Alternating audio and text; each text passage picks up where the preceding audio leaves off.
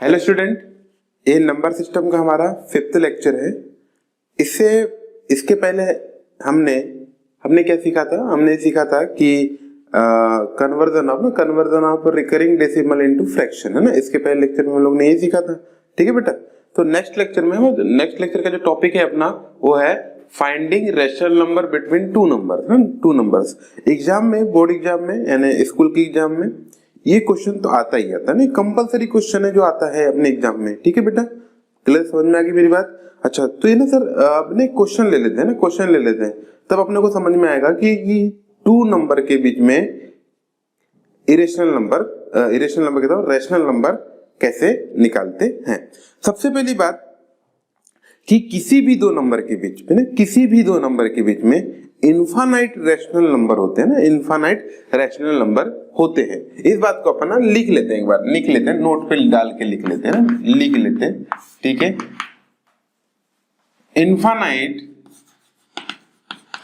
Infinite rational number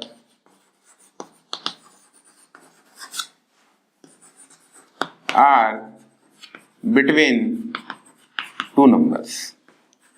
किसी भी दो नंबर के बीच में क्या होंगे बेटा? इनफाइनाइट रैशनल नंबर होंगे।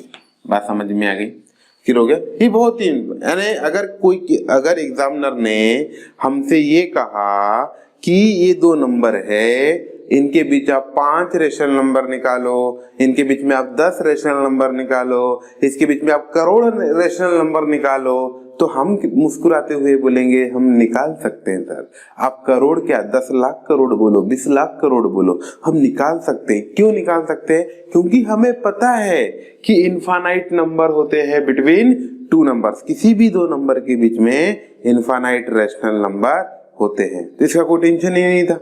बात समझ में आ गई? पर एग्जामिनर लोग छोटे छोटे में ही काम चलाते हैं। जैसे कि क्वेश्चन अगर वो बोलेंगे, क्वेश्चन उठाते हैं, पूछते हैं फाइंड 3, क्वेश्चन उठा देते हैं ना, फाइंड 3 रैशनल नंबर। क्वेश्चन मान लो ये है, फाइंड 3 रैशनल नंबर बिटवीन, है ना बेटा, बिटवीन 1/3 एंड 1/2। अब हमें क्या करना है? 1/3 एंड 1/2 के बीच में 3 रैशनल नंबर निकालने। बात समझ में आई? ठीक है, क्लियर हो गया? ये तो बहुत ही आसान है बेटा, बहुत ही आसान है। इसमें 2 मेथड्स है। मेथड नंबर 1 है ना भाई, मेथड नंबर 1। अब मेथड 1 क्या है सर? ध्यान से सुनना ना, मेथड 1 क्या है बेटा ना, मेथड 1 क्या है? मेथड 1 कहता है कि जो भी नंबर दिया है उसका डिनोमिनेटर सेम करो, है ना भाई। जिन नंबर के बीच में हमको रेशनल नंबर निकालने हैं उनका डिनोमिनेटर क्या करो आप? सेम कर दो। ऐसा सर सेम करना होता है? हाँ, तो मैंने बोला पहले जो दो नंबर है उनको बुला लेते हैं। यहाँ देखो बेटा 1/3 दिया है, 1/3। मुझे क्या बताओ 1/3 का डिनोमिनेटर से एंड 1/2 का डिनोमिनेटर सेम है क्या? है क्या बताओ? नहीं है ना। तो अपन क्या करेंगे इनटू कर देंगे। इनका एलसीएम कितना आ जाएगा बेटा? 2 और 3 का एलसीएम कितना आता है? 6 आएगा। और 3 को 6 बनने के लिए कितने की जरूरत है? 2 को जरूरत है। तो हम क्या करेंगे, ऊपर नीचे 2 से मल्टीप्लाई कर देंगे, जिससे क्या हो जाएगा, ये हो जाएगा 2/6, कोई दिक्कत नहीं। और इसको क्या कर देंगे, 3 से मल्टीप्लाई कर देंगे, तो ये कितना हो जाएगा? 3/6। तो ये वही नंबर है। देखो 2/6 का सिंपलेस्ट फॉर्म क्या होगा? 1/3 होगा, और 3/6 का सिंपलेस्ट फॉर्म क्या होगा? 1/2 होगा। आप इन दो नंबर के बीच में भी जो नंबर निकालोगे वही नंबर इन दो के बीच में आएंगे। बात समझ में आ गई? अब हमें कितने रेशनल नंबर निकालने थे? 3 रेशनल नंबर निकालने थे। तो नाउ, ठीक है, नाउ अब क्या करना है, इन दो नंबरों को लिखना है ना। क्या लिखना है? 2/6, 3/6। अब अपनी मर्जी है ना, अपनी मर्जी है। अब अपनी मर्जी है, जो अगर जिस दिन डिनोमिनेटर सेम हो गया उसके बाद अपनी मर्जी आ जाती है। अपनी मर्जी आती है सर, पर मर्जी किसके लिए आती है? मर्जी इसलिए आती है कि अपनी मर्जी आने की वजह से आप कोई भी नंबर डिसाइड करो। अब 3 निकालने थे, तो मैं 4, 5, तो 3 से बड़ी कोई भी नंबर लो, आपको 3 निकालना है ना। तो 3 से बड़ा कोई भी आप क्या कर लो, इंटीजर ले लो, पॉजिटिव इंटीजर या नेचुरल नंबर ले लो, है ना। अगर मुझे 1 करोड़ निकालना है तो मैं क्या करूंगा ना, 1 करोड़ अगर रेशनल नंबर निकालने हैं तो इन नंबर में मैं ऊपर और न्यूमरेटर और डिनोमिनेटर में 1 करोड़ 1 से क्या कर दूंगा, मल्टीप्लाई कर दूंगा। बात समझ में बेटा। मुझे कितने रेशनल नंबर निकालने हैं, 3 रेशनल नंबर निकालने हैं। तो मैं इन नंबरों में ऊपर न्यूमरेटर में भी 4 से मल्टीप्लाई कर देता हूं और डिनोमिनेटर को भी 4 से मल्टीप्लाई कर दे रहा है, क्योंकि मुझे कितने रेशनल नंबर निकालने हैं, 3। तो एक ज्यादा हमको क्या करना है, उसे प्लस करके ऊपर नीचे मल्टीप्लाई करना है। देखो कर लेते हैं, इधर भी यहाँ से 4 से मल्टीप्लाई कर लेते हैं। बात समझ में। अगर ऐसा करेंगे तो मेरे को बताओ बेटा क्या नंबर बन गया, 8/24 बना के नहीं बना, और इधर जाएगा 12/24 बना के नहीं बना। तो अब इनके बीच में नंबर कौन कौन से आएंगे बेटा, अब आगे ना देखो, तीन निकल ही गए। कौन कौन से निकल गए, 9/24, 10/24 और 11/24 निकले क्या नहीं निकले, 3 रेशनल नंबर। इनके बीच में बात समझ में आई क्या नहीं आई, तो ये क्या हो जाएगा बेटा, हमारा आंसर हो जाएगा, क्योंकि 8/24 ही 1/3 है और 12/24 ही 1/2 है, तो इनके बीच ये नंबर आएंगे। हाँ याद रखना, स्कूल में अगर एक क्वेश्चन पूछा जाता है तो हर बच्चे का आंसर अलग अलग होता है, क्योंकि कभी कभी कहीं कहीं जगह और कहीं कहीं बुक्स में और अलग अलग टीचर अलग अलग चीजें बताते हैं।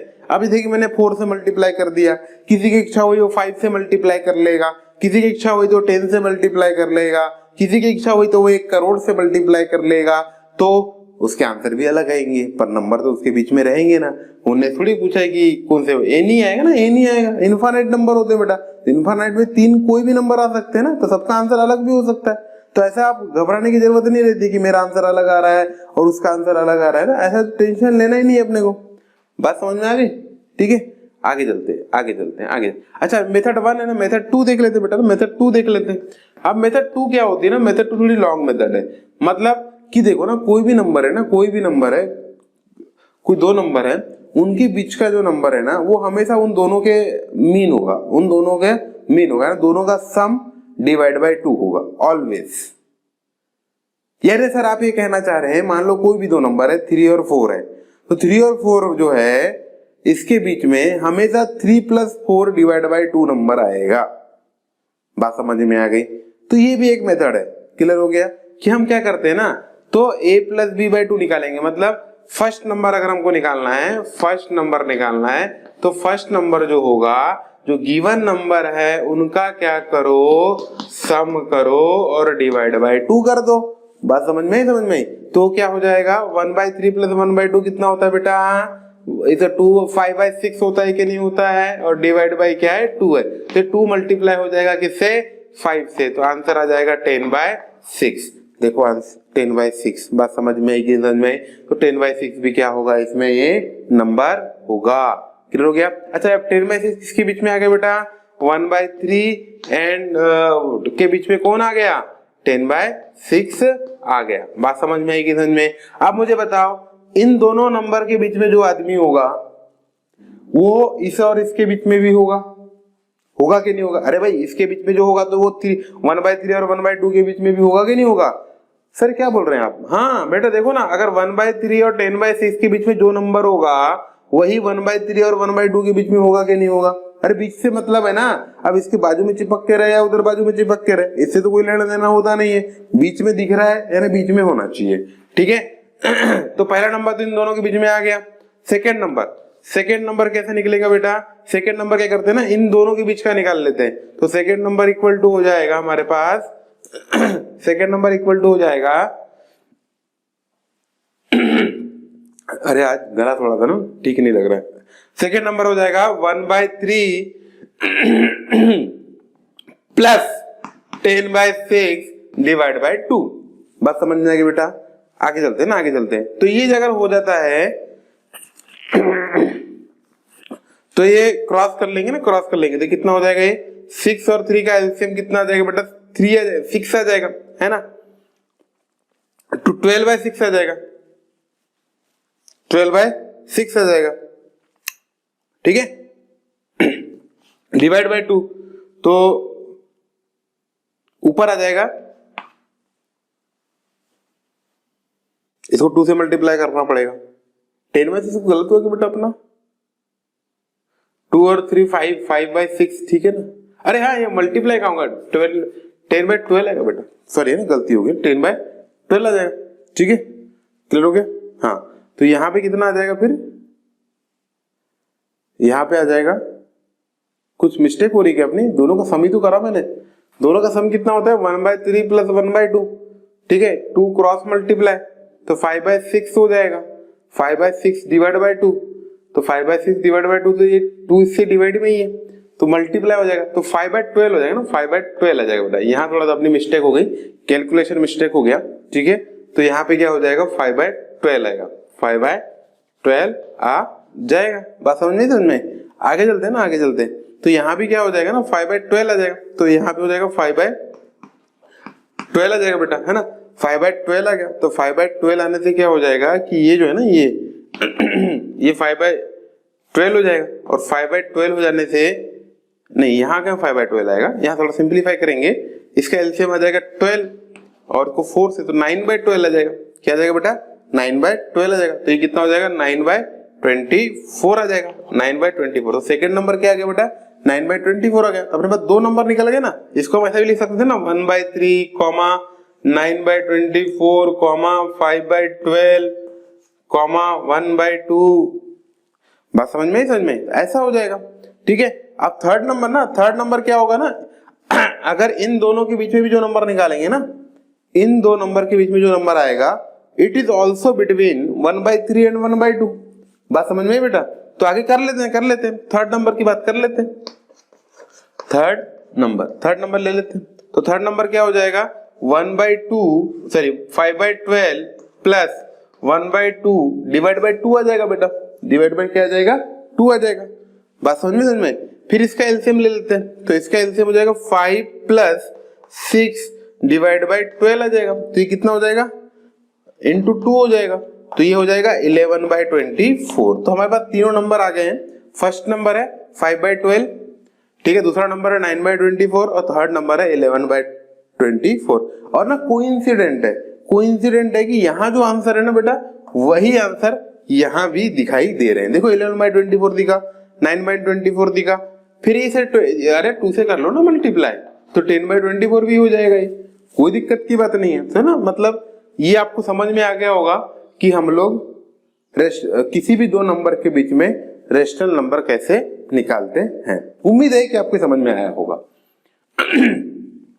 अगर नहीं समझ में आया है तो वीडियो को रिवाइंड करें और वापस से देखें, आपको समझ में आ जाएगा। ठीक है बेटा, आगे चलते हैं ना, आगे चलते हैं। क्लियर हो गया अभी, है ना। तो ये आपको उम्मीद है पूरा समझ में आ गया होगा। एक आध दो क्वेश्चन और देख लेते हैं अगर अच्छे लगे तो, है ना। ठीक है, एक दो क्वेश्चन कर लेते हैं ना, क्वेश्चन कर लेते हैं।